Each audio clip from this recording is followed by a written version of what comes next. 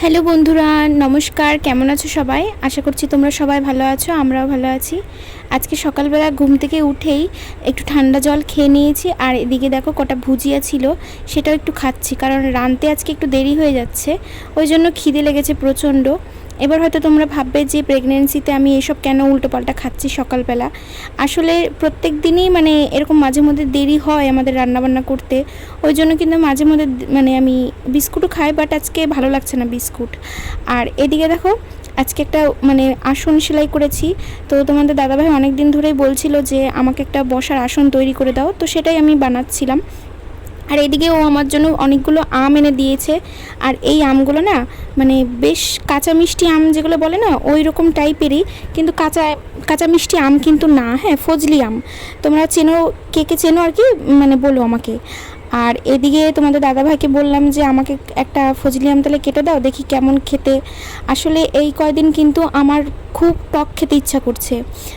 এইটা হচ্ছে আমার শেষের দিক, প্রেগনেন্সির শেষের দিক, বাট শেষের দিকে এত টক খেতে ইচ্ছা করছে কেন বুঝতে পারছি না। সবাই বলে প্রথম প্রথম নাকি টক খেতে ইচ্ছা করে, বাট আমার কিন্তু প্রথম প্রথম টক মিষ্টি কিছুই খেতে ইচ্ছা করেনি।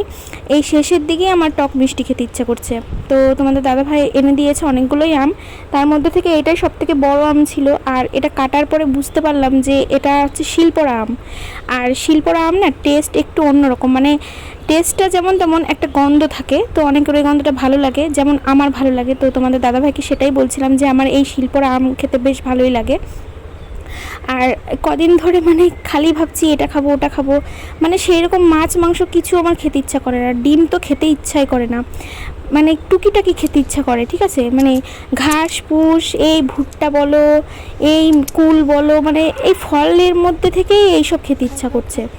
তো আর এই সময় তো এখন শেষের দিকে ভুট্টা, তো ভুট্টাও আছে, তাই আম খেয়ে আর কি আর পোষালো না। তো অনেক দিন আগেই একটা ভুট্টা এনে রেখেছিলাম, তো ওই ভুট্টাটা বুড়ো হয়ে গেছে, খাওয়ার যোগ্য নেই আর কি। তো তোমাদের দাদাভাইকে বললাম যে আমার এখন ভুট্টা খেতে ইচ্ছা করছে, এনে দিতে পারবে? ও বলছে যে কেন, বাড়িতে যে ভুট্টাটা এনেছিলাম সেটা কি হয়েছে? আমি বলেছি যে না, ওটা বুড়ো হয়ে গেছে, ওটা খাওয়া যাবে না, শক্ত হয়ে গেছে।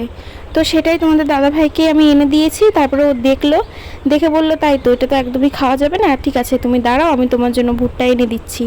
আর আমাদের বাড়ির পেছনেই কিন্তু ভুট্টার জমি আছে, তো সেখান থেকেই ও এনে দেবে। আর বলছিল যে কটা এনে দেবো, আমি বললাম যে দুটো আনো, তোমার একটা আমার একটা।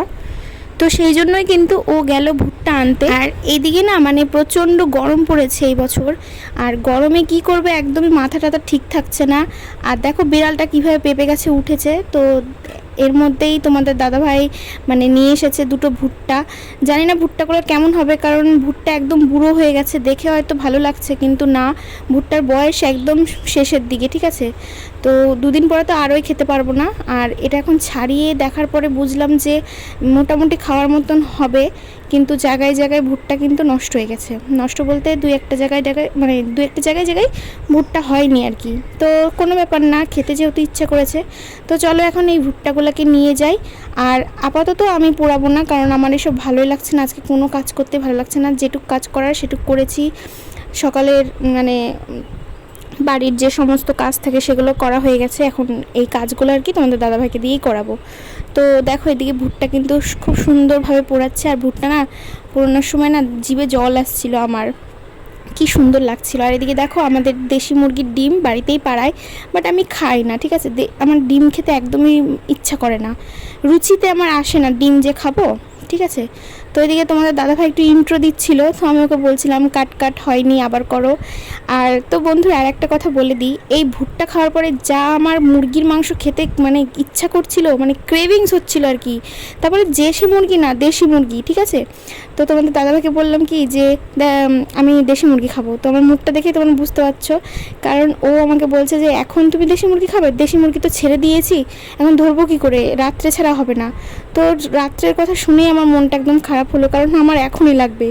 তো এরকম একটা ব্যাপার হয়েছে। তো যাই হোক তোমাদের দাদাভাই বলেছে যে রাত্রে করব, রাত্রে যখনই মুরগি খাঁচায় ঢুকবে তখনই একমাত্র ধরাবে, তখনই কাটা টাটা হবে, তার আগে তো হবে না। তো ওই শুনে যে তোমার মনটা একদম খারাপ হয়ে গেল যে আর কতক্ষণ ওয়েট করতে হবে।